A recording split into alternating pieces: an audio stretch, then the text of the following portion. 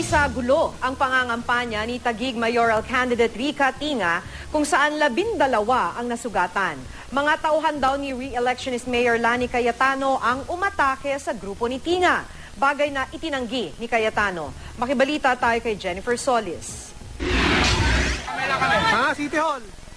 Habang nangangampanya ang grupo ni Taguig Mayoral candidate Rica Tinga sa City Hall, pumasok sila sa compound para batiin ang lahat. Pero hinarang daw sila ng mga lalaking nakatakip ang mukha.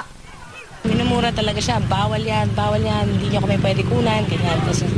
As ang nangyari, diretso lang ako konti, nakita ko paglingan ko yung mga tao namin waving the peace sign, saka nakataas ang kamay, hindi talaga naghahanap ng gulo. Umiwas na raw sila, pero inabangan at sinaktan pa rin daw ang grupo ni Tinga ng di bababa sa 50 lalaking nakatakip ang mukha. 12 ang sugatan sa panig ni Tinga. Kabilang ang aktor na si Eric Vejandre na tumatakbong konsehal ng lungsod. Nakita ko na umuulan ng bato, tapos may mga goons na wala kang makikitang skin sa kanila kundi eyes lang nila na may hawak ng mga pamalo. Nasa 20 to 30 silang tao na pinapalo nila yung mga supporters namin na parang aso. Ayon sa kampo ni Tinga, mga miyembro ng Public Order and Safety Office ng City Hall ang umatake sa kanila. Sabi ni re-electionist Mayor Lani Cayetano, ginagawa lang ng mga miyembro ng POSO ang kanilang trabaho. Posible rin daw na nahaluan ng iba pang tao ang grupo ng mga tauhan ng City Hall. Bakit humantong doon sa nagkasakitan? Sapagkat ang unang pambabato po ay nanggaling po sa kabilang partido. Okay. Wala akong nangyari na kami ang nauna. Ako, pumapasok ako, miski sa di kaalyadong barangay. Kaya ho nangyayari ito dahil sa impluensya ho ng kanyang ama, ng kanyang kapatid. Okay. This is not about the campaign. It's about the people. It's about yung nasaktan. Sa tao. Dahil sa nangyari, gusto ni Tinga na isa ilalim sa areas of concern ng COMELEC ang Taguig na tinututulan naman ni Cayetano. Wala rin daw nakikitang dahilan ng Taguig Police para isa ilalim ang lungsod sa area of concern.